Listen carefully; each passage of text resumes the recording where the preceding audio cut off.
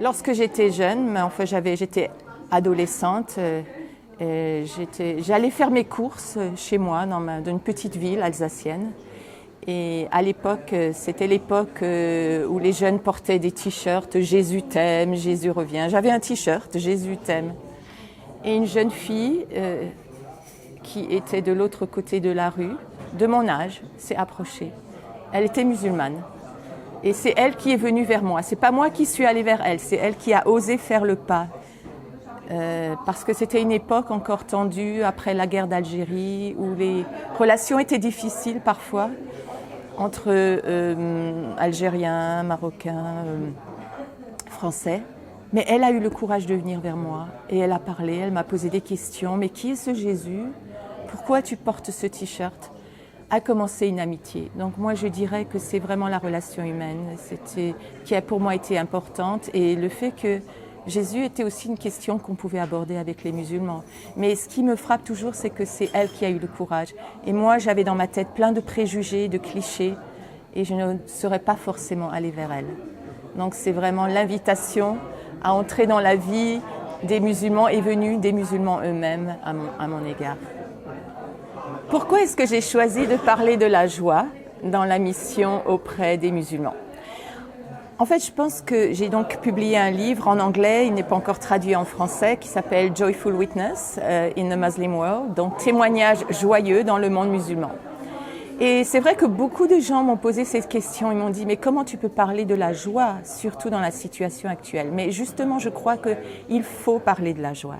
Et je voudrais expliquer comment en fait. La joie est très présente dans la Bible. Et je l'ai découvert par certains missiologues qui ont parlé de ce thème de la joie et de la mission. Mais c'est vrai qu'en lisant certains livres qui préparent les gens à aller à la rencontre des musulmans, souvent les thèmes sont beaucoup plus sobres ou beaucoup plus angoissants. On a des titres comme « Le grand défi de l'islam » ou comment apporter l'évangile dans un contexte difficile. Et la joie n'est pas présente. Mais pour moi, je crois que cette joie, elle est vitale dans ce qu'on fait aujourd'hui. Et ce livre, je n'aurais pas pu l'écrire, en fait, il y a 40 ans, quand j'ai commencé mon cheminement dans le contexte musulman. Je n'aurais pas pu l'écrire.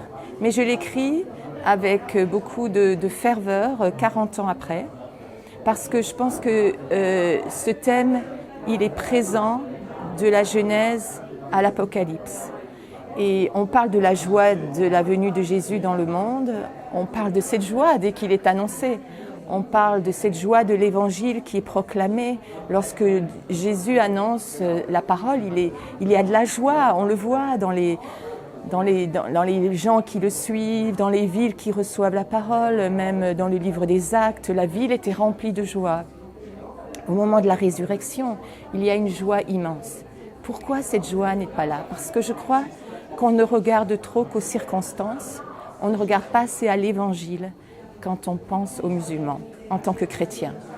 Parce que nous avons un message d'espérance et de joie, et il faut nous le rappeler à chaque fois. Jésus, et c'est quoi cette joie? Alors est-ce que c'est la joie, oui je suis content, je suis heureux de vivre? Non, c'est pas cette joie-là.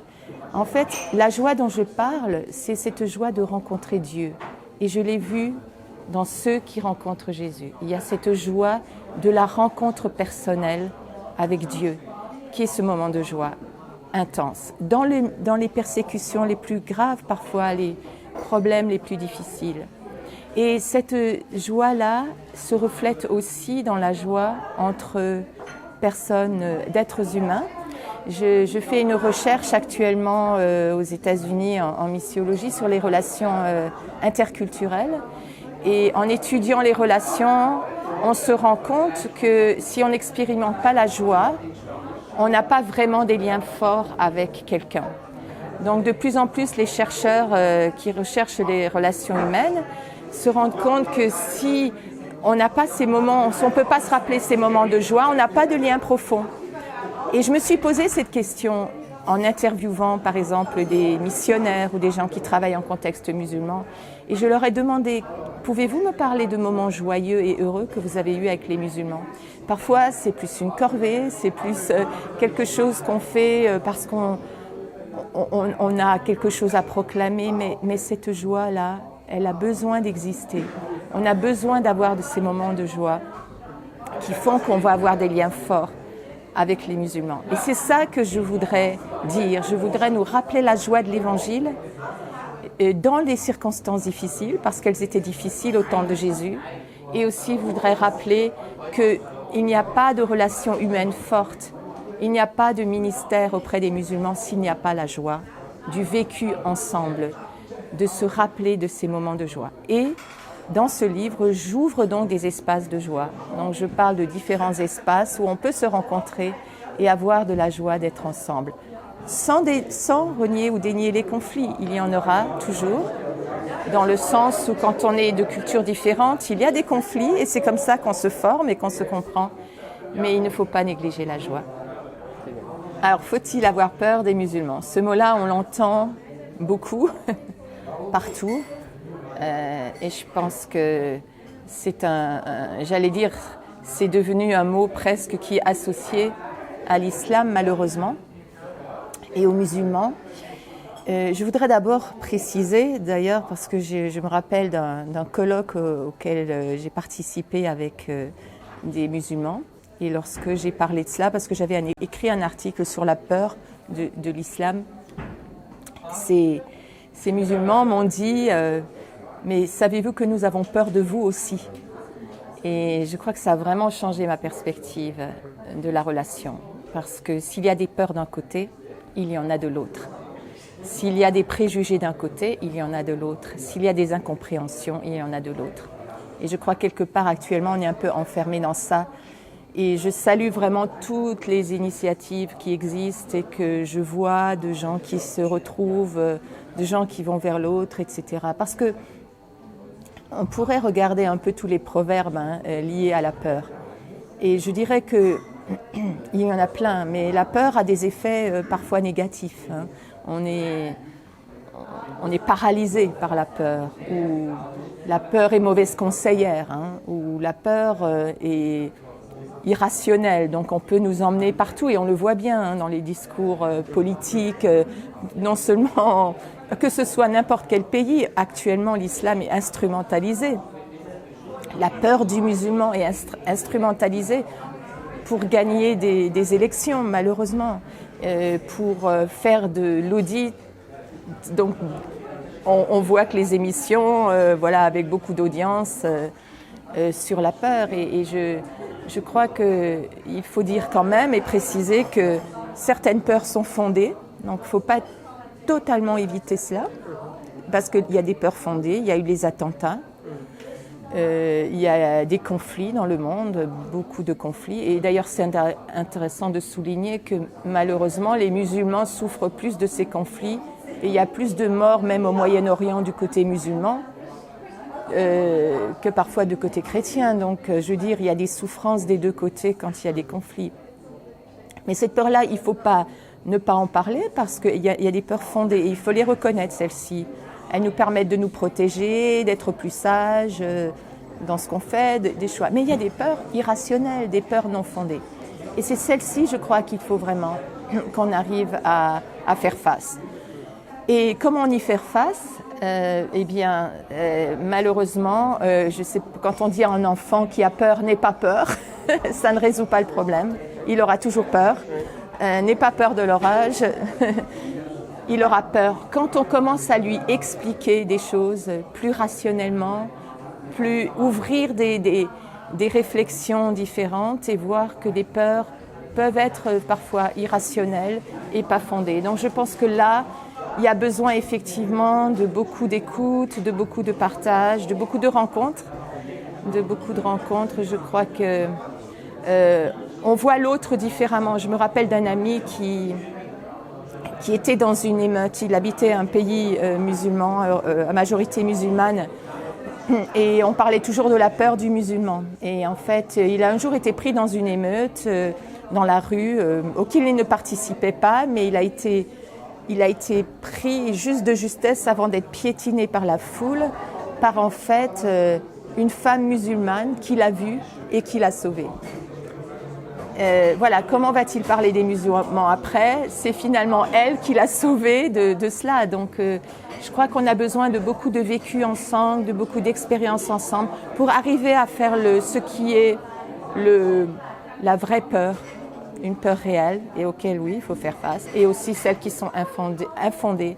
Et je pense que là, il y en a beaucoup aujourd'hui auxquelles il faudrait vraiment, en tant que chrétien, je crois, vraiment faire face à cela. Et je pense que on a aussi une histoire, hein, il y a une longue histoire des rencontres entre musulmans et chrétiens, et on ne parle que des moments souvent de peur, alors qu'il y a eu des moments aussi de paisible, de tranquillité, etc. Donc je crois qu'il faut aussi que nos récits par rapport à la rencontre des musulmans et chrétiens montrent toute l'ampleur des relations, et qu'il y a eu des relations qui n'ont pas toujours été basées sur la peur.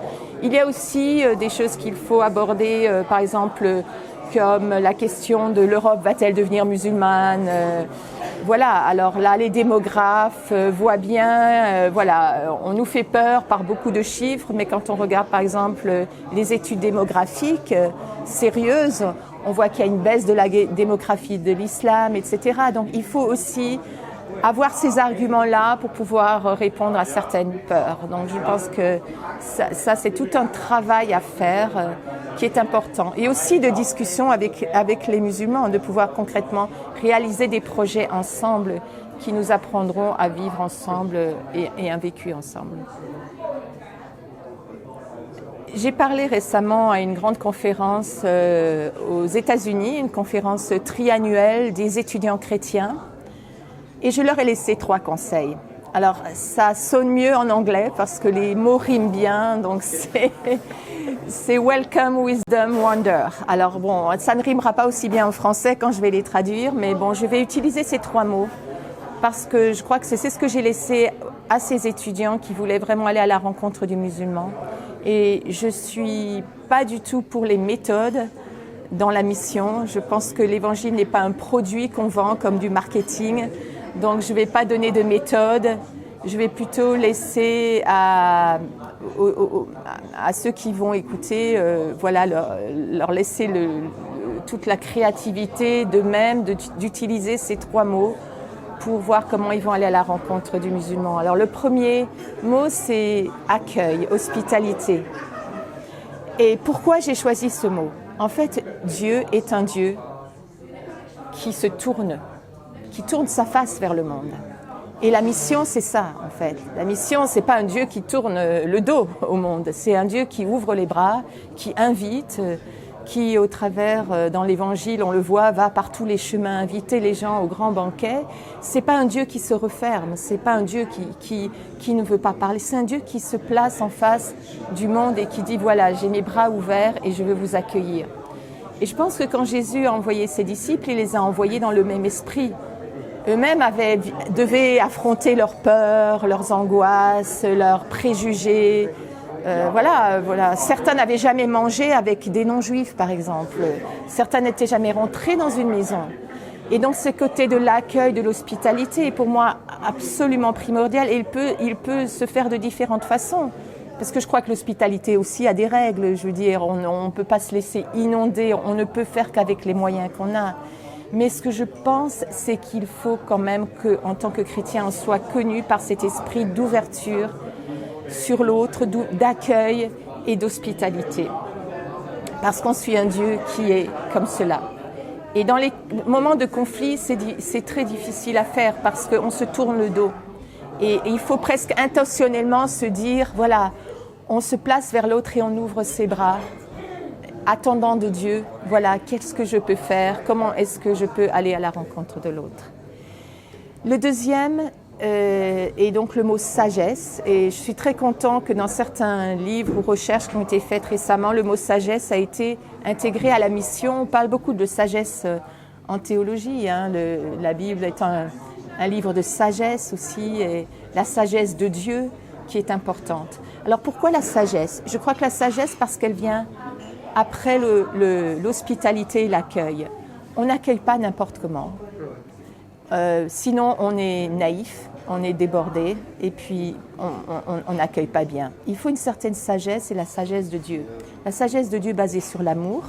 Je crois que l'amour de Dieu et du prochain est absolument importante, mais aussi une sagesse qui veut dire que c'est un effort à faire. Et aller à la rencontre de musulmans, c'est un effort que l'on doit faire. Et dans ce sens-là, l'effort pour moi, je le vois de cette manière-là. Avant la mission, c'était la mission au loin. On ne rencontrait pas l'autre qui était différent sur le plan religieux ou culturel chez soi. Et les gens qui partaient à l'autre bout du monde, j'allais dire, ils avaient une formation. Ils ne partaient pas juste n'importe comment. Je veux dire, ils lisaient, ils étudiaient, ils essayaient de comprendre, ils expérimentaient ce que cela veut dire pour eux d'être dans un autre contexte. Et je crois que ça, il faut l'amener maintenant dans les églises. Il ne faut pas le laisser juste dans des formations missionnaires, parce que l'Église est lumière. L'Église est celle de la terre. En milieu musulman, que ce soit en Suisse ou en France, elle est mission. Elle est mission. Et dans ce sens-là, je crois qu'il faut prendre soin de chaque personne de l'Église, membre de l'Église, de les préparer dans la sagesse de Dieu, à écouter, à être prêt à écouter différentes voix. Parce que pour moi, l'islam, ça ne prend pas en 3 leçons. Et aussi, il faut se rendre compte que même il y a plusieurs formes d'islam et puis il y a aussi plusieurs façons de comprendre l'islam. Alors, si on a lu un livre d'un chrétien, par exemple, qui a une certaine approche de l'islam, ça ne veut pas dire qu'on comprend l'islam. Il faut avoir plusieurs voix, plusieurs interprétations, personnes qui abordent la compréhension de l'islam de différentes manières. Tout ça, il faut l'amener à l'Église pour qu'elle puisse avoir cette sagesse de Dieu. Et surtout aussi, la meilleure façon, c'est d'aller aussi et de vivre avec quelque chose avec les musulmans. Donc là, je ramène le thème de la joie. Et le dernier, en fait, pour moi, c'est l'émerveillement. Donc c'est wonder en anglais, l'émerveillement. Et je crois que parfois on perd un peu cette notion tellement importante dans l'Évangile de l'émerveillement de l'Évangile, en fait. Quelque chose se produit qui est surnaturel, qui ne vient pas de nous. Nous, on peut se préparer autant qu'on veut, je veux dire en lisant autant de livres qu'on veut, mais si on ne veut pas avec le Christ, si on ne va pas avec le Dieu trinitaire, Dieu, Père, Fils et Saint-Esprit, à l'encontre de l'autre, j'allais dire, on ne verra pas cette action de Dieu. Et cette action de Dieu, elle est présente dans le monde. Et il y a 40 ans, quand justement j'ai commencé à cheminer dans ce contexte, il y avait très peu, par exemple, de chrétiens d'origine musulmane. Et maintenant, mais il y en a des milliers, des milliers, des milliers, des milliers. Je veux dire, moi, je voyage dans le monde entier, j'en rencontre partout. Dieu est à l'œuvre et les musulmans sont attirés par le Christ dans beaucoup de domaines. Donc cet émerveillement de voir ces réponses à la prière, de voir cette personne qui veut suivre le Christ parce qu'on a prié avec elle, de voir Dieu changer des situations, de cet émerveillement même dans des choses les plus pratiques, que ce soit justement aller vers ceux qui fuient l'Irak, les réfugiés, ces moments d'émerveillement où c'est l'action de Jésus. Quelque chose, on voit Dieu agir dans la vie, on voit des réponses à la prière, on voit des vies transformées, on voit des vies attirées à Christ. Sans ces 3 choses, donc l'accueil, la sagesse et l'émerveillement, voilà, c'est ça que je voudrais donner, parce que je crois que c'est ce qui nous permettra vraiment de définir un peu quelque part notre engagement dans le contexte musulman.